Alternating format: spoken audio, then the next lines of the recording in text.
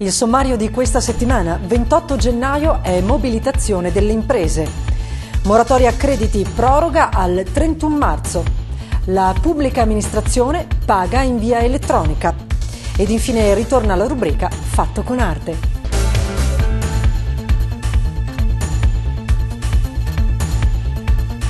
Buon fine settimana e ben ritrovati al consueto appuntamento con Impresa Diretta.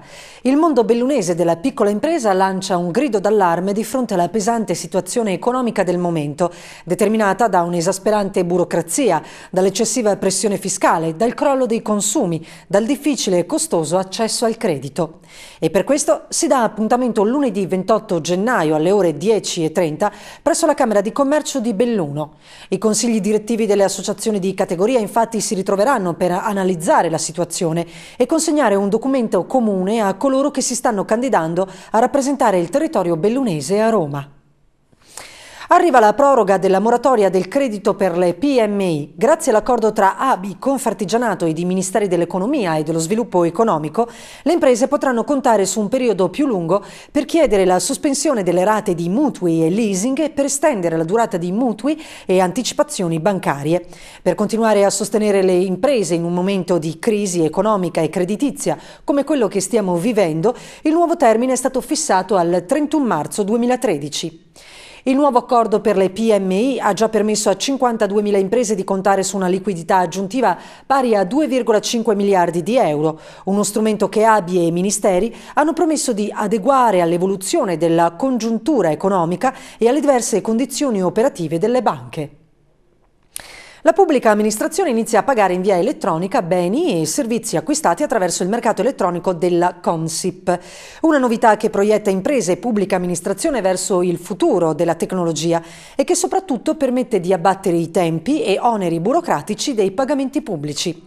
La possibilità tuttavia al momento è limitata ai pagamenti sotto i 200.000 euro alle imprese che ne fanno richiesta e a determinate categorie metalmeccaniche come ad esempio le manutenzioni elettriche, termoidrauliche e di condizionamento, le fonti rinnovabili e i servizi di pulizia. È finalmente risolta la questione che a fine 2012 aveva messo in seria difficoltà le aziende di autoservizi atipici, noleggio bus, scuola bus, eccetera, che li aveva obbligati a rottamare i mezzi immatricolati oltre 20 anni fa. La Commissione Trasporti del Consiglio regionale ha infatti approvato, in occasione della legge finanziaria e di bilancio 2013, un emendamento alla normativa regionale che imponeva lo stop per i suddetti veicoli. Si sono così scongiurati ulteriori problemi a un settore già in difficoltà.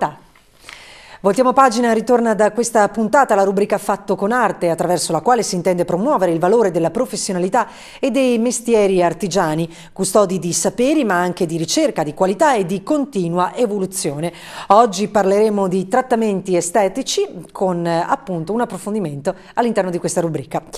In chiusura due notizie sull'attività di UAPI. La categoria Orfi Orologiai lunedì 28 alle 9:30 ha convocato l'assemblea presso la sede dell'UAPI in piazzale Resistenza 8 a Belluno. All'ordine del giorno la programmazione dell'attività dell'anno, la nuova legislazione in materia fiscale riguardante l'oro. L'assemblea si chiuderà con il rinnovo del direttivo. Infine in distribuzione ai soci il numero di gennaio dell'Unione Artigiana, in prima pagina le categorie al centro del programma 2013 dell'UAPI. In allegato al giornale invece il calendario degli incontri sul territorio che l'UAPI organizza sulle novità fiscali dell'anno e nel cui ambito saranno presenti anche i componenti della giunta esecutiva dell'associazione per incontrare i soci e raccogliere osservazioni ed indicazioni. Ed ora ci fermiamo per i nostri servizi.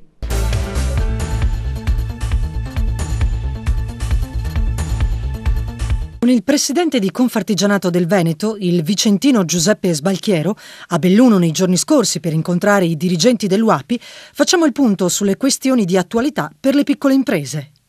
Ho accettato l'invito del Presidente Deon ad essere con tutto il gruppo dirigente suo di Belluno per una chiacchierata, una informazione, ma soprattutto anche uno scambio di idee in questo momento è importantissimo. La situazione è decisamente in negatività rispetto anche al 2012 e l'inizio del 2013 non è confortante.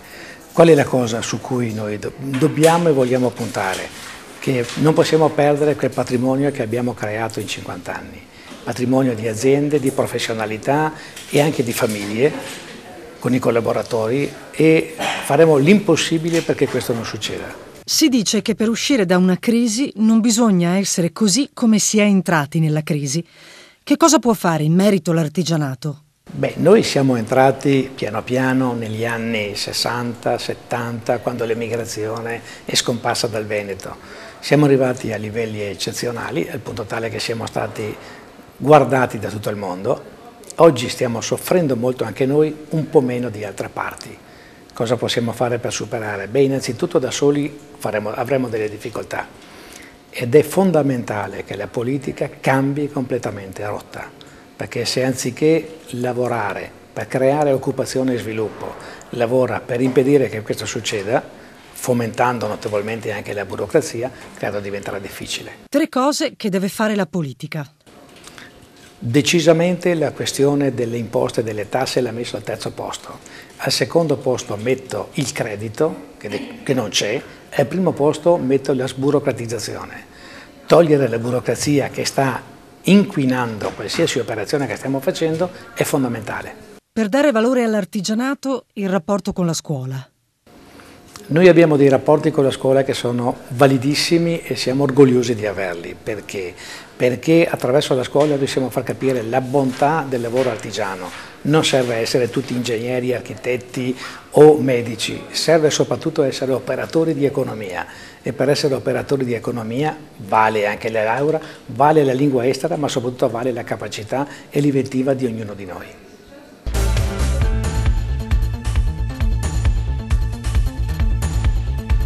Viaggio tra i giovani artigiani della provincia, tra impegno, sacrifici e risultati.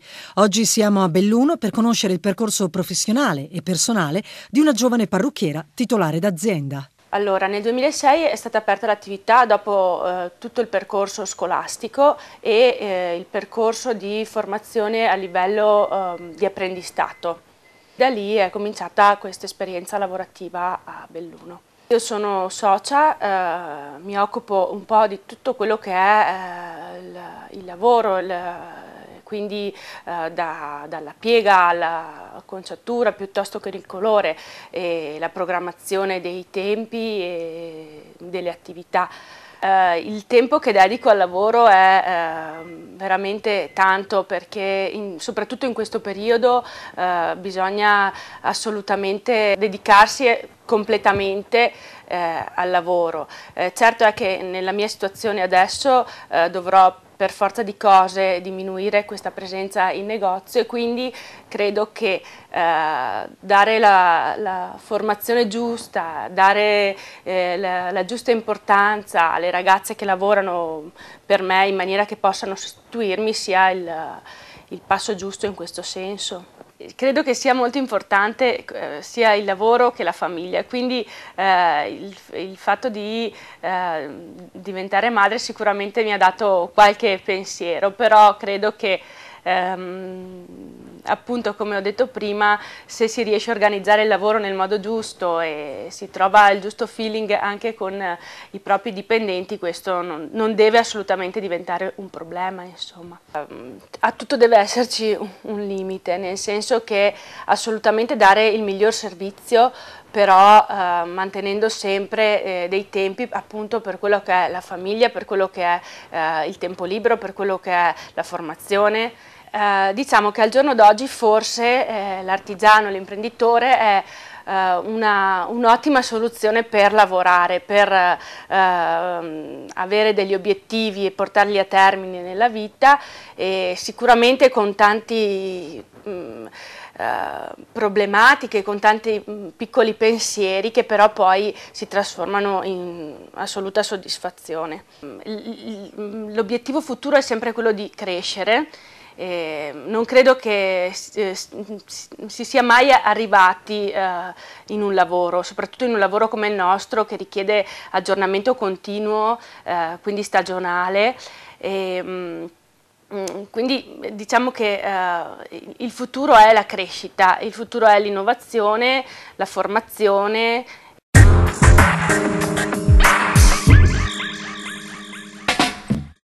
Oggi procediamo ad una corretta prepulizia al viso che si esegue usando un latte detergente e un tonico. Molte persone non sanno come usare purtroppo correttamente questi prodotti che sono importantissimi per la salute della pelle. Prendo un latte detergente in base al tipo di pelle, naturalmente. Noi qui abbiamo una pelle piuttosto sensibile, abbiamo una pelle coprosica.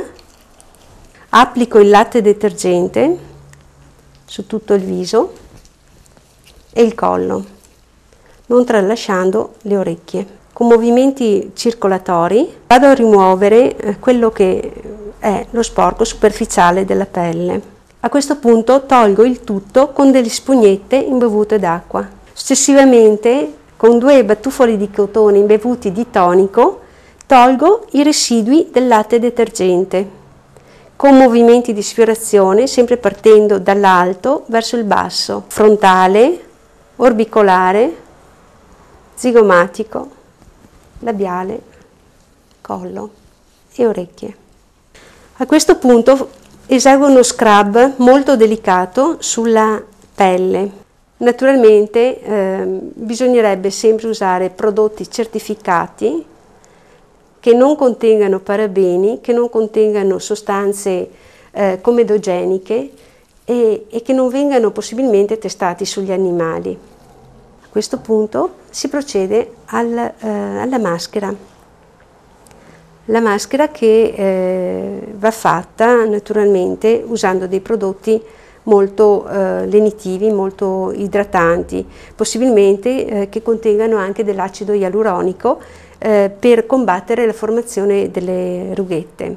Dall'apertura del prodotto bisognerebbe cercare di usare il prodotto quotidianamente. Il prodotto in genere può durare dai 9 ai 12 mesi. Bisognerebbe cercare in questa data di usare il prodotto e successivamente buttarlo. Ecco, in questo caso la posa resterà lì, la maschera resterà in posa per circa 10-15 minuti, dopodiché andrà tolta con delle spugnette imbevute d'acqua.